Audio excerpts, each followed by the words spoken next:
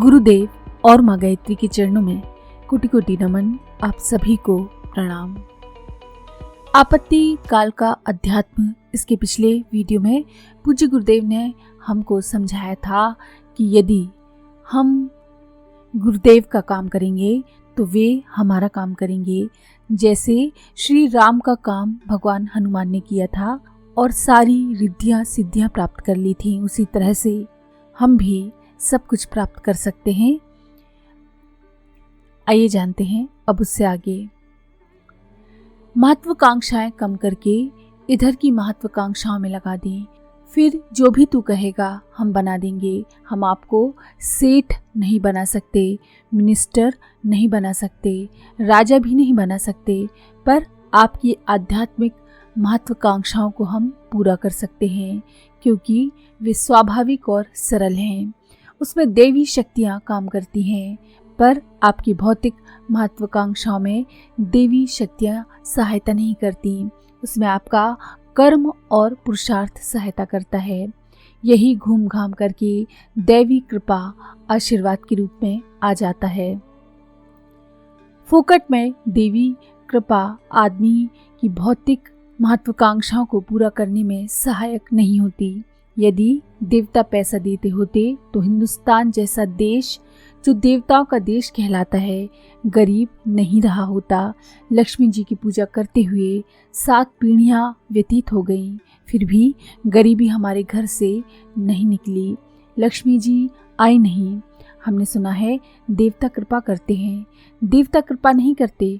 भौतिक जीवन में योग्यताएं काम करती हैं, पुरुषार्थ काम करता है। जापानियों से पूछ कर आइए कि आपको जो संपत्ति मिली है उसे क्या लक्ष्मी जी ने भेजा है या आपके पुरुषार्थ ने। हर जापानी यही कहेगा कि हमारे पुरुषार्थ ने भेजा है, लक्ष्मी जी की इसमें कोई सहायता नहीं।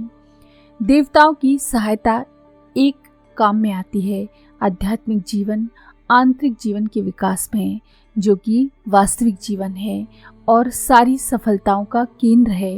यही जीवन आपका विकसित हो सकता है। इस आपत्ति काल में जो सामान्य समय नहीं है, यदि आप अपने जीवन की रीति नीति और गतिविधियों को बदल दें, अपने भौतिक जीवन की महत्वाकांक्षाओं को कम कर दें, जितने कम में गुजारा हो सकता है उतने कम पैसे उतने कम समय में अपना गुजारा कर लें और बाकी सारे का सारा समय श्रेष्ठ कामों के लिए, आध्यात्मिक कार्यों के लिए, आपत्तिकालीन क्रियाकलापों के लिए समय की मांग को पूरा करने में लगा दें। ये नीति अगर आपकी समझ में आ जाएगी तो फिर मैं कहता हूँ कि बात का रास्ता आपका साफ है। फिर आपकी मुक्ति का रास्ता खुल गया और जो चीज़ें आप चाहते थे उसके मिलने की गारंटी हो गई। यदि आपने अपने आप को बदल लिया तो सिद्धियां भी मिल जाएंगी। सूरदास ने अपने आप को बदल दिया था तो वे विल्व मंगल से सूरदास हो गए थे। भगवान उनको इसी जीवन में मिल गए थे। तुलसीदास ने अपना जीवन क्रम बदल दिया था तो भगवान उनको इसी जीवन में मिल गए थे।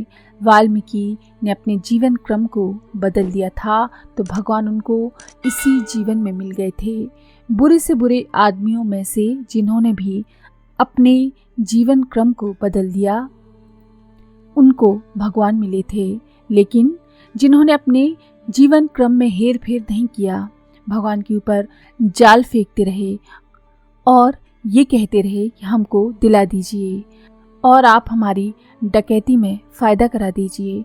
बेटे, ये देवी देवता और भगत दोनों ही मरेंगे और दोनों ही पिटेंगे।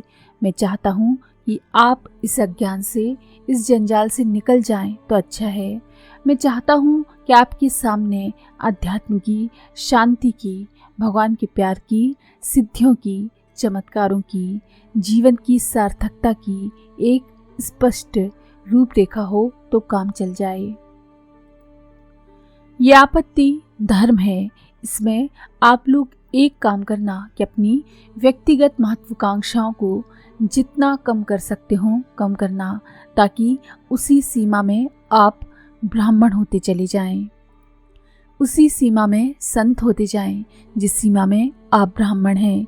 संत हैं, उसी सीमा के हिसाब से, उसी मर्यादा के हिसाब से आपको भगवान की कृपा मिलेगी, देवताओं की, सिद्ध पुरुषों की सहायता मिलेगी। जो भी चीज़ आप चाहते हैं वो सब चीज़ें मिलेंगी, विशेषकर इस आपत्ति काल में। यदि आप अपने व्यक्तित्व को विकसित कर लें तो इस जमाने में युग निर्माण जैसे महान कार्य के लिए, जलती हुई आग को बुझाने के लिए और उज्जवल भविष्य की संभावना को बढ़ाने के लिए महाकाल ने आपसे समय मांगा है।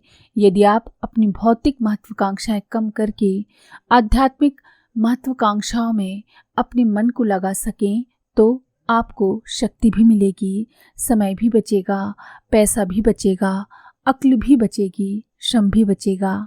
इतना ज़्यादा सामान बचेगा कि आप कहने लगेंगे कि हम तो अपने आप को अभावग्रस्त समझते थे, पर हमारे पास इतनी ज़्यादा दौलत निकल पड़ी है कि हम दुनिया को निहाल कर सकते हैं। आपको क्या करना है? आपके जिम्मे जो काम सुपुर्द किए गए हैं वे परिव्राजक के काम सुपुर्द किए गए हैं। आपको परिव्राजक की वास्तविक भूमिका निभानी है। इससे कम में काम नहीं चलेगा। परिव्राजक की योजना को पूरा करने के लिए, परिव्राजक के उत्तरदायित्वों और कर्तव्यों को निभाने के लिए वही काम करना पड़ेगा कि आप अपनी महत्वाकांक्षाओं को कम कर दें और सामान्य जीवन यापन करने से संतोष कर लें। संतोष करने के बाद में ये देखें कि हमारे पास कितना ज़्यादा समय है, उस समय का सदुपयोग कहीं भी कर सकते हैं, बाहर क्षेत्र में भी भेज सकते हैं और अपने क्षेत्र में, गांव में भी आप काम कर सकते हैं। वास्तव में परिव्राजक एक संकल्प है, एक व्रत है, एक नियम है, एक उपासना है, जिसमें श्रेष्ठ प्रकाश देने के लिए संपर्क स्थापित करना पड़ता है। संपर्क स्थापित कीजिए अपने घर परिवार वालों से, अपने बच्चों से, अपने पड़ोसी और मोहल्ले वालों से। जिस दफ्तर में आप काम करते हैं वहाँ लोगों से संपर्क स्थापित कीजिए। अच्छे उद्देश्यों के लिए आप वहाँ भी परिव्रज्या कर सकते हैं। आप दुकानदार हैं तो वहाँ भी सवेरे से शाम तक 50 आदमी आते हैं। दुकानदारी के साथ साथ श्रेष्ठ कामों के लिए भी आप उतना समय निकाल सकते हैं।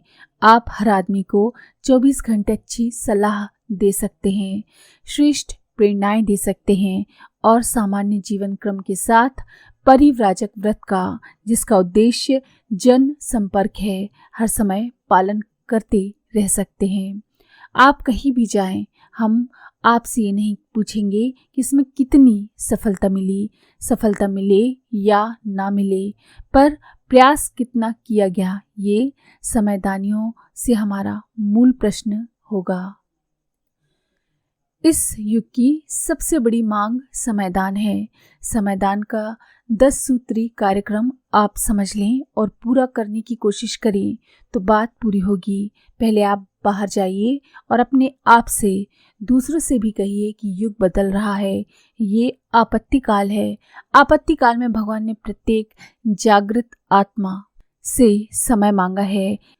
इस आड़े समय में आप समय दे पाएं तो वो हीरे मोती जवाहरात के बराबर है। समय की पुकार के ऊपर जिन्होंने समय दिया वे बेटे गांधी जी के मिनिस्टर हो गए, स्वतंत्रता सेनानी हो गए और आज उन्हें पेंशन मिल रही है, क्योंकि आपत्ति काल में जब राष्ट्र पर आपत्ति आई थी तो देश को आज़ाद कराने के लिए वे सत्याग्रही सेना में शामिल हो गए थे और जेल की यातनाएं सही थीं। तो गुरुजी आप ऐसा करिए कि मुझे भी कहीं स्वतंत्रता सेनानियों में जेल भिजवा दीजिए।